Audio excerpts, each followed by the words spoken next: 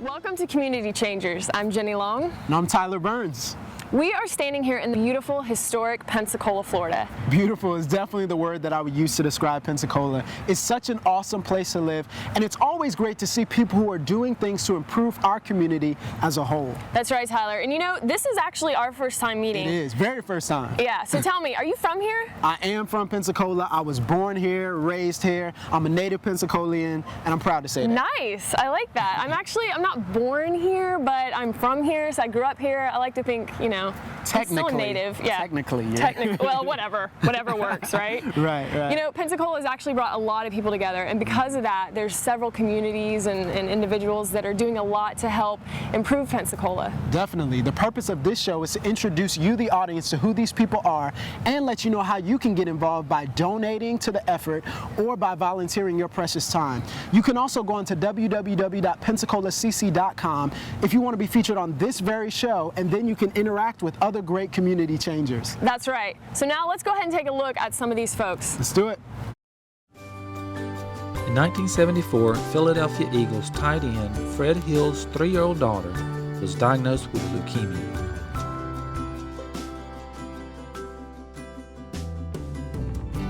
For the next 3 years, Fred and his wife camped out on hospital benches and sat in cramped waiting rooms. They watched other parents and families of seriously ill children do the same thing. They knew there had to be a solution. With the help of Jim Murray, the Eagles general manager, and Dr. Audrey Evans at the Children's Hospital of Philadelphia, and the local McDonald's owner-operators, the Ronald McDonald House was created.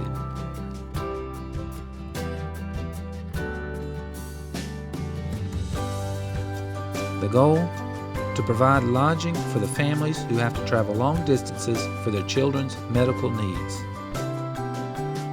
When Ray Kroc opened that first house, he wanted kids who were coming to be excited about coming. And Ronald McDonald was huge in 1974. He was an icon, and he still is. I mean, our parents want to take pictures with him as much as the kids. Ronald McDonald House is a home away from home. It's truly that place where a family can relax after a long day of being at the hospital or surgery or chemotherapy. It is a place where families can strengthen each other and support each other. You hear about the Ronald McDonald House all throughout the community, but I honestly had no idea what it was and what it was about, and especially never dreamed in a million years that I would need services of a charity. It's just a real good charity, and you know, this gives the families less stress and that burden of knowing where you're going to lay your head instead of in the car, because you want to be here right by your child.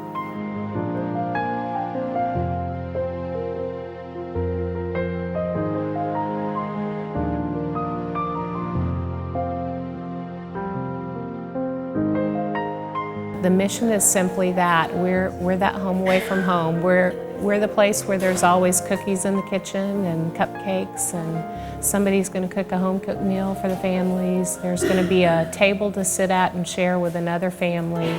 Ronald McDonald House, the first thing is you'll be greeted by volunteers. We had over 10,000 volunteer hours last year, so our reception area is vital. And then when you come through here, you actually come into the heart of our home. So this is our dining room, our community kitchen. We have a meal program where you can see right now we have some of our wonderful volunteers, hey Miss Risa, getting ready to cook lunch for the families.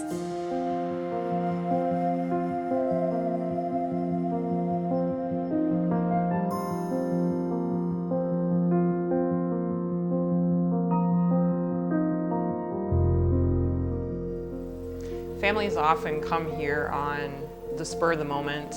Something happens to their child and their child needs to be hospitalized. Sometimes they don't know how long their child has to be hospitalized for. And I think supporting the Ronald McDonald House can help take some of that burden away for the families. From the beginning, when things were rocky, when we would get calls from the doctors all the time, we were able to, you know, run to the hospital and take care of things and then run back here and have a place to sleep instead of having to drive home.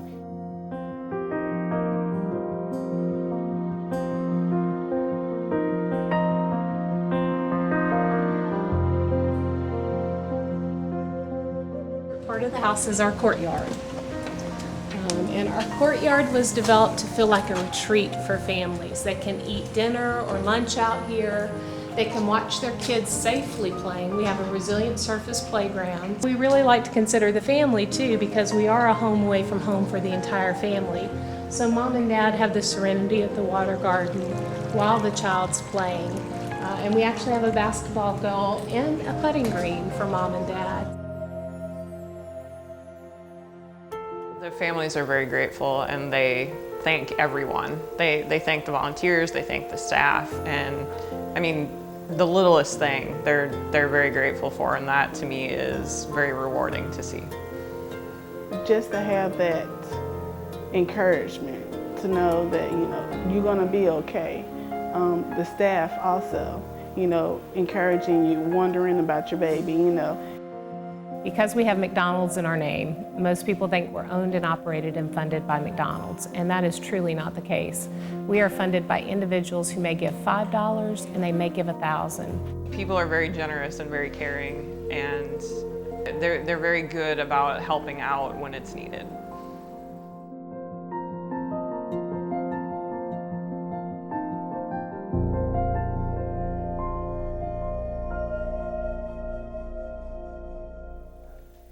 You know, I think the main reason that people should get involved is because you never know. You never know if it's going to happen to you.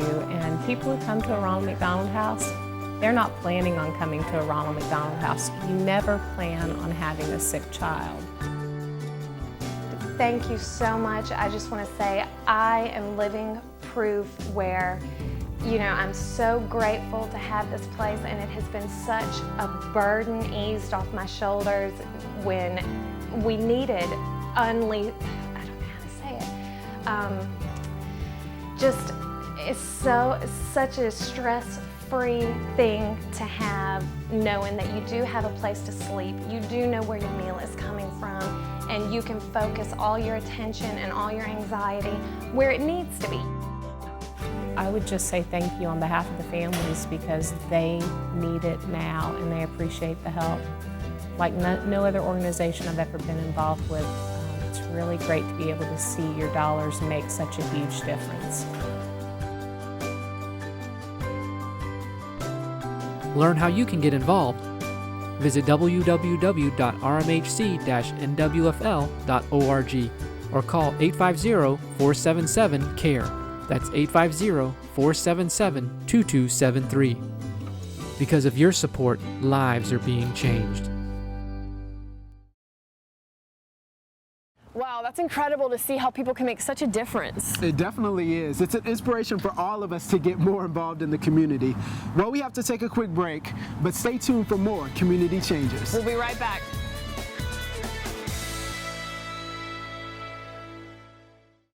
I hope you never lose your sense of wonder. Promise me that you'll give faith a fighting chance.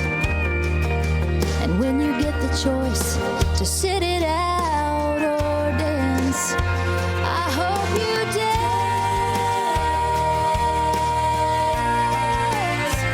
I hope you dance. No, what'd she say? She said whatever. No, she says that all the time. What's that? Hello? I'm on the phone. Mom, I'm on the phone! Hello? I'm on the phone. Who's this? It's me. I'm on the phone. Mom. Oh, you're on the phone. All right. Sorry. Anyway. Who are you talking to? Kelly? Mom. All right. You don't have to be perfect to be a perfect parent. There are thousands of teens in foster care who would love to put up with you.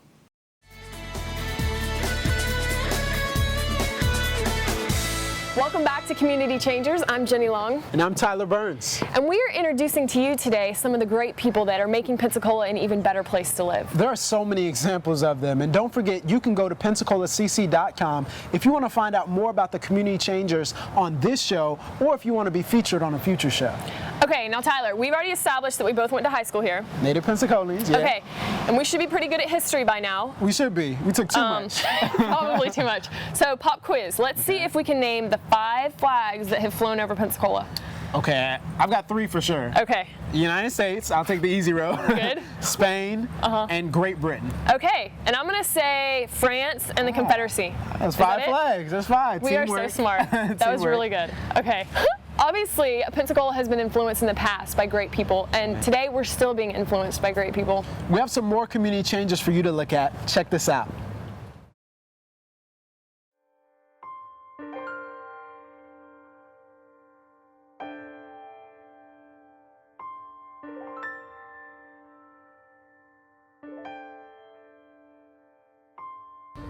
This is my daughter Isabella, and she was born December 31st, 2007 with Down syndrome. I didn't know what it was. I just knew that she had an extra chromosome, not knowing what all that meant. But when she was born, she had some heart issues. She had some other issues that we had to deal with that, you know, it's a child, so you just had to go with the flow. I did not know that he was going to have Down syndrome whenever I was pregnant. We did not find out until 2 weeks after he was born. I feel great about it though. He's perfect no matter what. And it would have been nice to know, but I know that we wouldn't have, nothing would have changed it. He's perfect for us.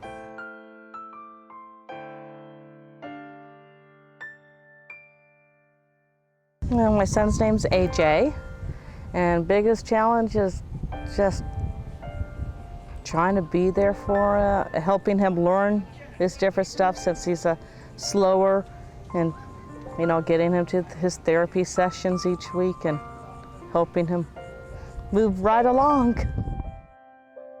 My main concern after he was born, because he had to go in for open heart surgery when he was 5 months old. So that was my main concern, if that he was going to pull through it.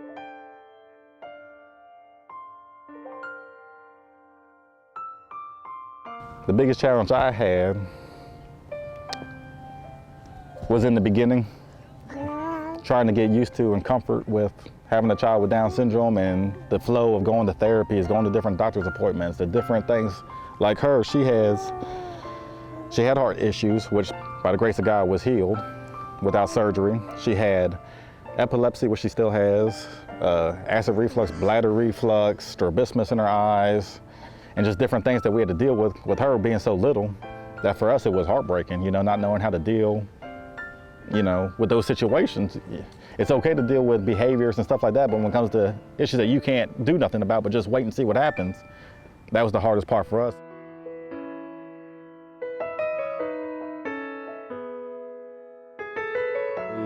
We looked for help in the community, and there wasn't really too much to find. There was no support groups, there was no one to talk to. We didn't know of any families who had Down syndrome because it was nothing that we had to be concerned about because we didn't have anybody with Down syndrome in our family. So with reaching out, going on the internet and doing different things to get into the community to figure out what we were doing, we found a couple who had a child with Down syndrome. We were able to talk to them and get some information. And it helped us form Upside Down, which started off as a support group for families that have, you know, kids with Down syndrome. And it started off, you know, interacting with parents, letting them know about different early steps program, the different programs that's available, that we're here to help out any way that we can.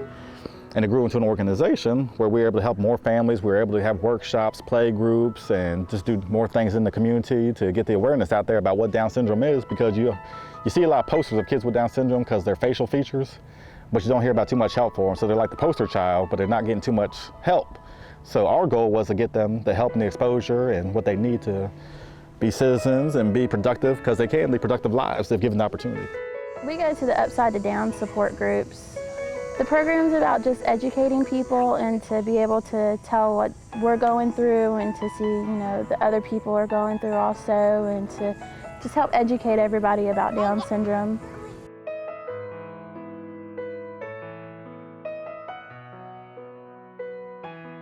Just that I have the strength to do it, that I actually do have the strength to do this and to raise a child. Take time for your family. We're not taking time for our families no more. If you look around in the streets, you'll see we're not taking time with our families no more. We're sending them outside, we're doing this, they're disrespectful, they're this, but it's not the child's fault, it starts at home. So God has to slow you down sometimes, and that's what he did for me. Support. We need the dads to step up and get more involved.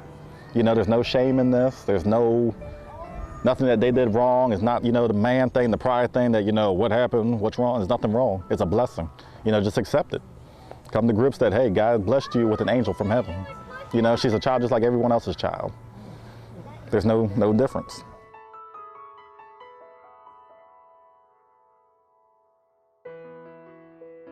My hope for him is that he'll grow up healthy and not have any more problems, and that he'll be the happiest little boy that he wants to be, and he'll maybe one day be president if he wants to be. And the hope for our family is that we'll grow and we'll learn more and we can get the word out about Down syndrome. Going worldwide, there's no limits. My God said he don't have no limits, so if God don't have limits, neither do I, because God's in me. So I see, you know, us doing more things with more opportunities. We have fundraisers that we're doing to try to raise money, not for us, because no penny goes towards us. All our money goes towards helping families. All our money goes towards literature, goes towards being able to afford different things for our workshops, you know, just blessing families.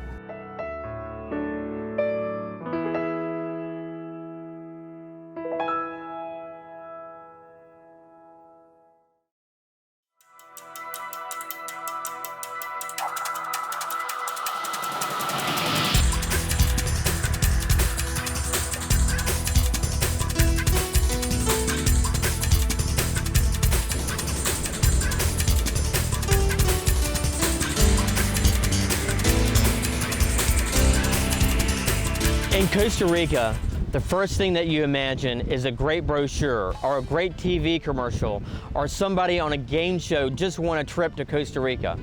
But what everybody forgets to tell you is that you're only going to a small, exclusive destination inside of Costa Rica in a gated community where people who are making $1 an hour trying to take care of a family of 4, 6, or 8 that are living in a house in a shack are all coming to work to make that vacation possible. The vision for the ministry would be to see humanitarian needs taken care of, to see spiritual needs taken care of, to get some churches planted. Thank you. We feel thank you. Yeah. You couldn't have a nice lady like that standing out in the heat waiting for a bus that might not ever come. So I gave her a ride, brought her down here, and also gave her the New Testament Bible in Spanish, and hopefully one day she'll, you know, maybe she'll read it today while she's working or waiting on a tourist to come by. God started pressing on my heart, and I started reading, I think, every Billy Graham book I could get my hands on in the public library, and he just sparked that flame back in me. And I got plugged into an awesome church down in Clearwater, Florida, and I got baptized, I got saved, and I was on fire. And soon after that, he led me on the mission field. I would love to see numerous churches planted up and down the coast, and to see local men and women become leaders.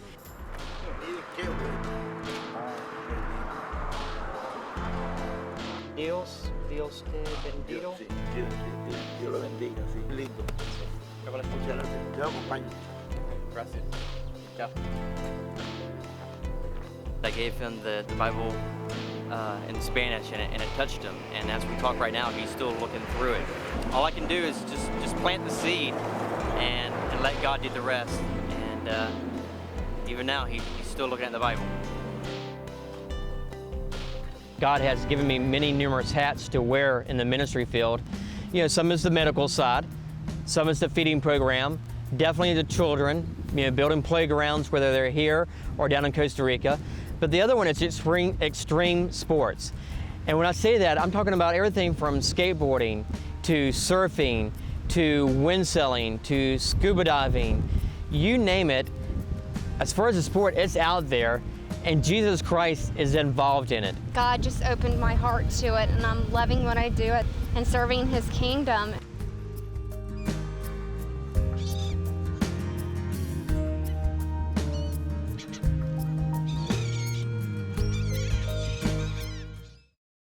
Wow, change really can happen when the right people get involved. Yeah, you know, and it's not just enough to see the need, but actually taking steps to improve that need. And when we all do that, we're making the world a better place. Wow, that was cheesy. Sorry. That made me warm and fuzzy on the inside. Well, don't go away. When we come back, we're going to have some more community changers who are working hard to improve our city. Don't go away.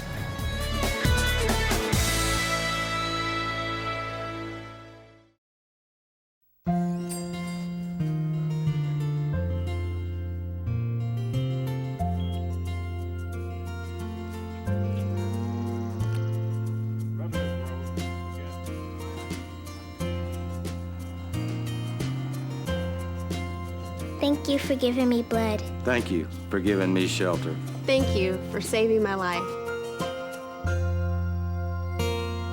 Support the Red Cross and change a life, starting with your own. We're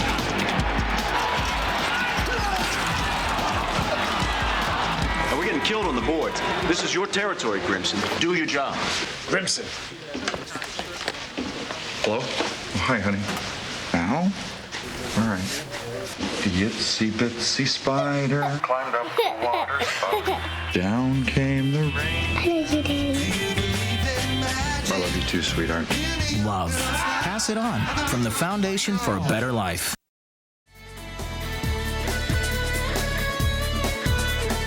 Welcome back to Community Changers. I'm Tyler Burns. And I'm Jenny Long. We've been talking all this time about how to make a positive difference in our community.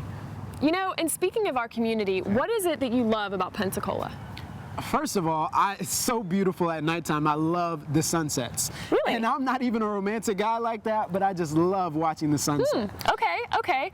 I think one of my favorite things is when we have gallery night or events downtown and everyone comes out and a lot of culture. I love that. And you can't forget about the Blue Angels. I mean, that's what we're known for. I've been at a couple of Blue Angels shows and I've sat back and said, wow. And can you believe we actually live here and get to experience all these things? I know. It's because of the people who are featured on this show. They're the real reason why Pensacola is special.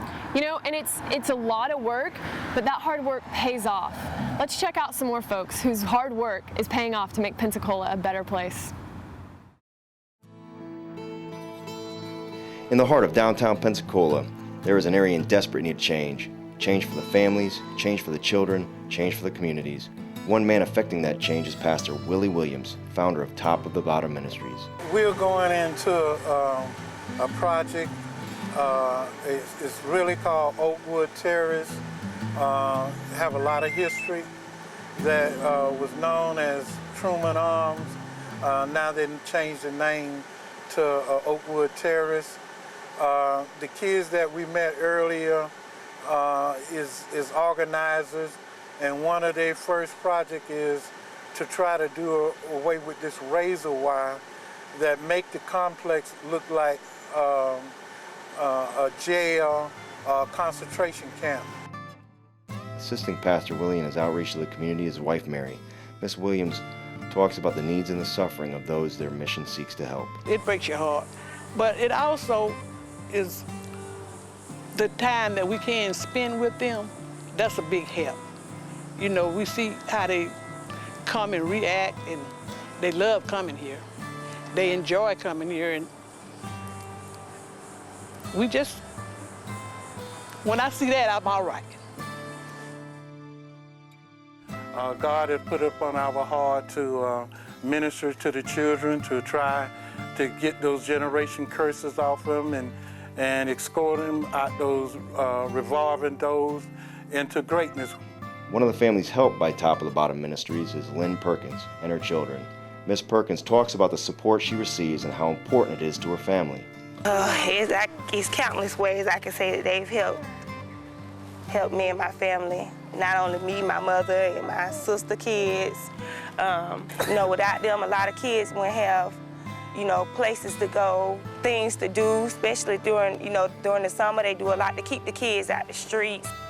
Pastor Willie talks about the passion to encourage youth to take a more active role in their community to affect positive change. We have some young high schoolers that we're training to be organizers, and they are looking in the community to find things that they can experience in the injustice department. We found out that we have the kids prepared for school, but never for the politics or how to vote or what to look for as a godly representative. So that's what area that we are working in. To continue serving in the needs of the community, Top of the Bottom desperately needs community support. We need help. I would like to say that, and all help is welcome. Volunteers, donations, help with the kids. Pastor Willie talks about his plan for removing the razor wire and the steps they are taking to reach that goal. We had a drive that we had a petition, and all the people that is in that project sign the petition, our next step is taking it to our commissioner and tell her that the voice in the heart of the Escambia County doesn't want that doesn't want that wall here anymore. For real change to happen, the community must get involved. And we are asking the community and everybody that's involved to not to let these people continue to wake up facing the razor wire and the children. So it's time in the 21st century that these people shouldn't be subject to a concentration camp. If you would like to help the children of the community in this important endeavor, please call 850-375-6783. Once again, that was 850-375-6783.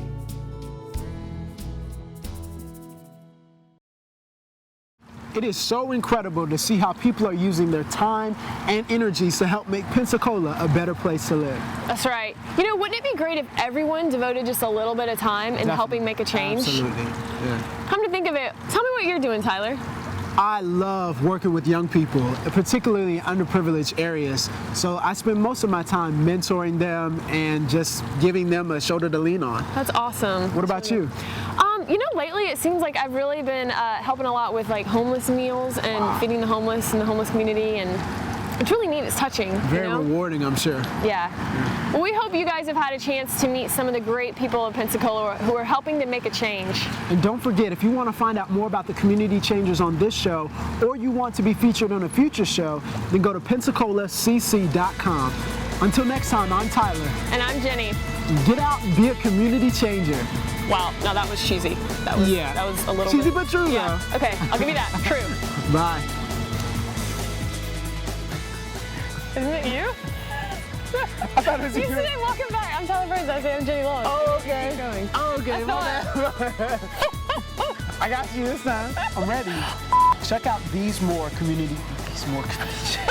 Because I kind of grew up here, so okay. Well, that's I'm definitely Pensacola native. Okay, good, good.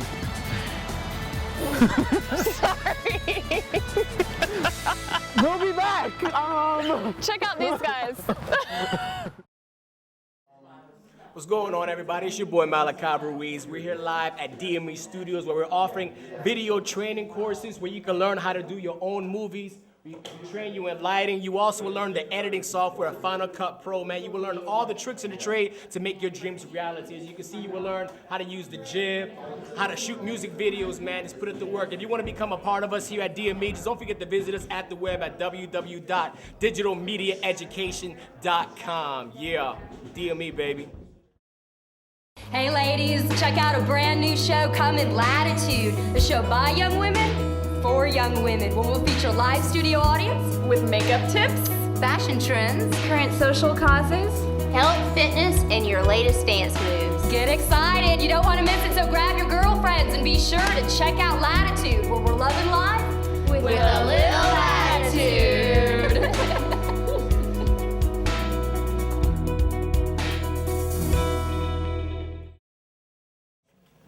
Oh yeah, man, that joint sound tight, man. Yeah, we're here at DME Studios in Pensacola, Florida, where we're offering audio engineering courses where you will learn how to just record music and make it sound so professional. As you can see right here, he's hooking it up with Pro Tools, the editing this joint out and mixing it and getting ready to press it out on CD to get your music out. So you want to know more information, you want to be a part of us, log on at www.digitalmediaeducation.com.